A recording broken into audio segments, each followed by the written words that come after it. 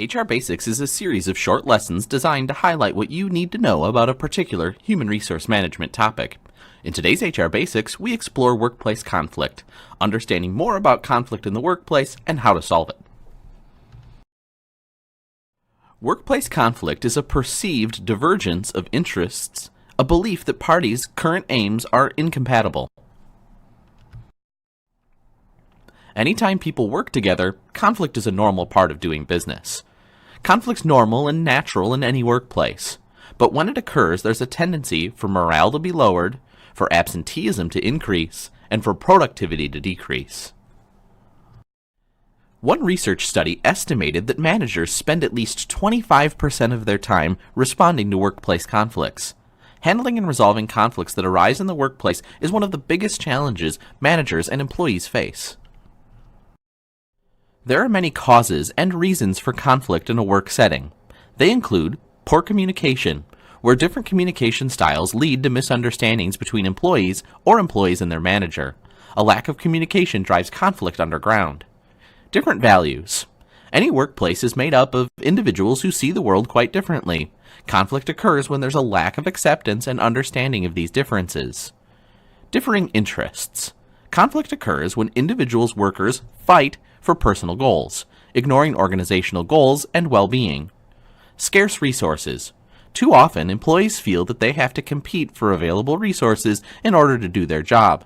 In a resource-scarce environment, this causes conflict, despite awareness of how scarce resources may be. Personality clashes. All work environments are made up of differing personalities.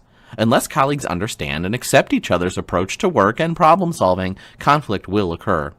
And finally, poor performance. When one or more individuals within a work unit are not performing, not working up to their potential, and it's not addressed, conflict is inevitable. In resolving conflict, it's important to make sure you do the following. Clearly articulate the causes of the conflict and acknowledge that there will be different perspectives. Make a clear statement of why you want the conflict resolved and the reasons to work on the conflict. Communicate how you want the conflict to be resolved. Address issues face to face, and stick to the issues, and take time out if necessary. After all, conflict resolution can be messy, so take a step back if you need to restart the process.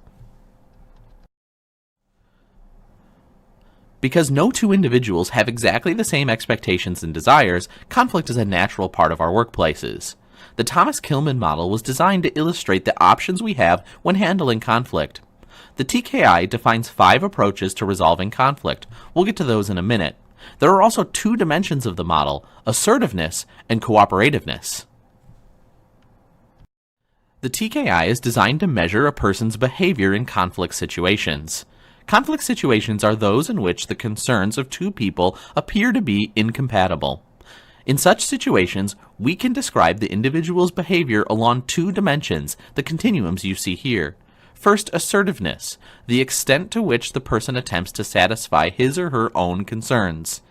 And second, cooperativeness, the extent to which the person attempts to satisfy the other person's concerns. As I mentioned just a minute ago, there are 5 approaches that can be utilized to address workplace conflict. Competing, where the goal is to win. Collaborating, where we work together to find a mutually beneficial solution. Compromising, where we find middle ground. Avoiding, where we hide from the conflict. And accommodating, where we surrender our needs to please the other.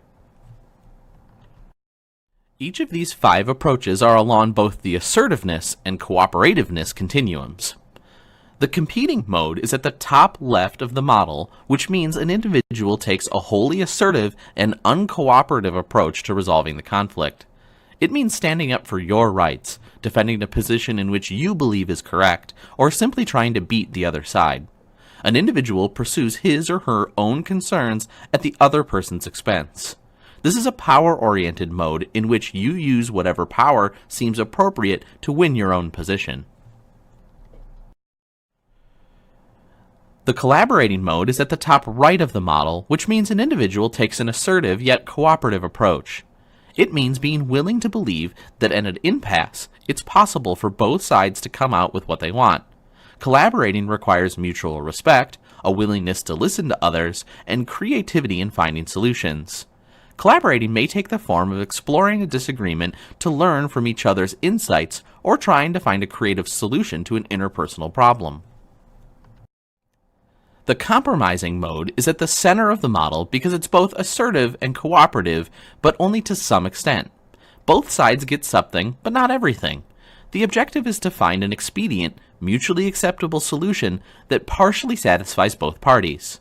In some situations, compromising might mean splitting the difference between two positions, exchanging concessions, or seeking a quick middle ground solution. The avoiding mode is at the bottom left of the model, which means an individual takes an unassertive and uncooperative approach to conflict and they just don't deal with it. Avoiding might take the form of diplomatically sidestepping an issue, postponing an issue until a better time, or simply withdrawing from a threatening situation. Thus, he or she does not deal with the conflict. And finally, the accommodating mode is at the bottom right of the model, which means an individual takes a wholly unassertive and cooperative approach. This might take the form of selfless generosity, giving in to another person's orders when you would prefer not to, or yielding to another person's point of view. When accommodating, an individual neglects his or her own concerns to satisfy the concerns of the other person. There is an element of self-sacrifice. Each of us is capable of using all 5 of these approaches or modes.